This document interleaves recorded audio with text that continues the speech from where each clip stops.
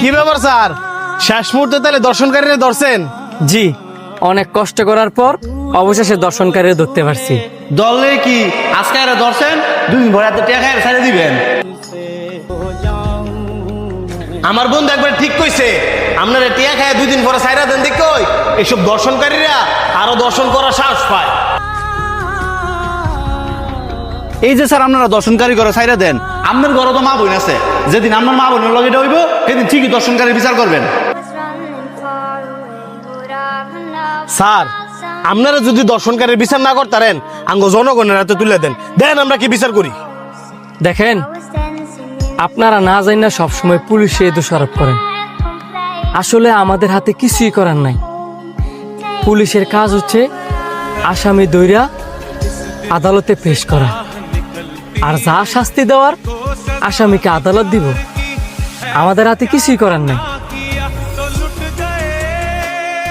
দর্শনকারীর বিচার কঠিনভাবে হোক, এটা আমরাও চাই। 2 দিন পরে পরে দর্শন, এইসব দেখতে তো আমাদেরও ভালো লাগে না। আমাদেরও পরিবার আছে। যে কথাগুলো আপনারা আমারে কইছেন, ওই কথাগুলো আপনারা গিয়া উকিল গিয়া কোন, যে উকিলরা এই দর্শনকারীর পাশে গিয়ে দাঁড়ায়,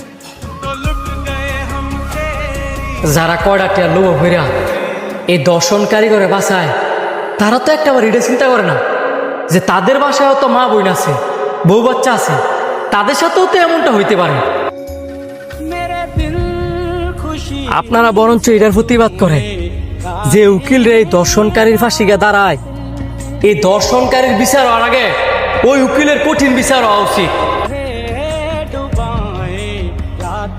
আমি মন থেকে কি চাই জানেন? আমাদের দেশে যারা উকিল আছে তারা যেন এই দর্শনকারীর বিপক্ষে ন্যায় বিচার পাওয়ার লাগিয়া বিনা টায় লড়াই করে। স্যার আপনি ঠিক কইছেন, আর আমগো দেশের মাইয়া গরু দোষ আছে। হ্যাঁ, যদি অশ্লীল পোশাক না পড়তো তাহলে আমগো দেশে এত দর্শন হইল না। আপনার এই কথাটা ভুল। আমাদের দেশ থেকে বাইরের দেশের মেয়েরা আরো বেশি অশ্লীল অশ্লীল ড্রেস পরে। কই, তাদের দেশে তো এত দর্শন হয় না।